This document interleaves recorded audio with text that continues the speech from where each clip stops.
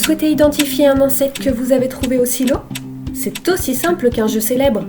Voici quelques clés pour reconnaître les espèces les plus fréquentes au stockage de céréales. Ces espèces se classent en deux catégories, les insectes à forme libre ou bien les insectes à forme cachée. Voyons ensemble comment déterminer le stade de développement d'un insecte.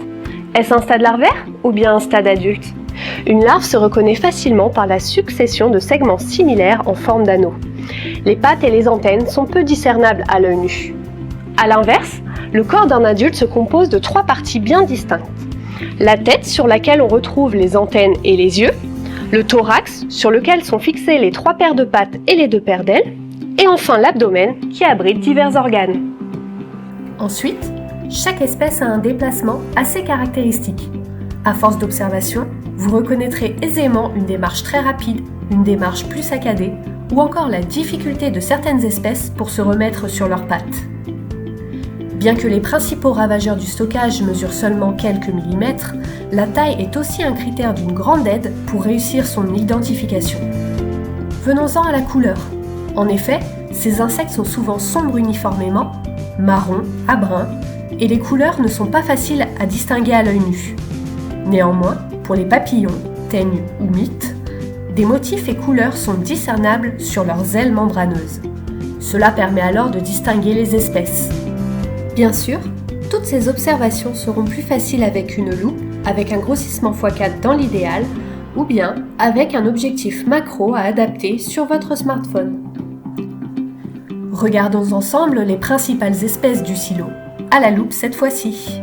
Si vous êtes attentif, vous pouvez discerner quelques formes caractéristiques de certaines espèces. Vous pouvez identifier très rapidement la présence d'une élongation devant la tête, qu'on appelle un rostre chez les charançons. Si vous regardez un capucin de dos, vous rencontrerez des difficultés à distinguer sa tête, car elle est repliée sous son thorax. C'est le seul des insectes du silo à présenter cette caractéristique. Enfin, la longueur et la largeur des antennes sont aussi des critères d'observation utiles au cours d'une identification. Pour aller plus loin, l'application gratuite Insectes du silo vous guidera dans l'identification des espèces. 3 méthodes sont possibles. La clé de détermination illustrée avec des questions d'observation successives, le trombinoscope des espèces avec des photographies à parcourir et la recherche par nom pour retrouver rapidement une espèce. Vous aurez ensuite accès à des fiches descriptives sur ces insectes, photothèque, taxonomie, critères morphologiques, conditions de développement, et enfin, vous obtiendrez des conseils de lutte pour maîtriser ces infestations.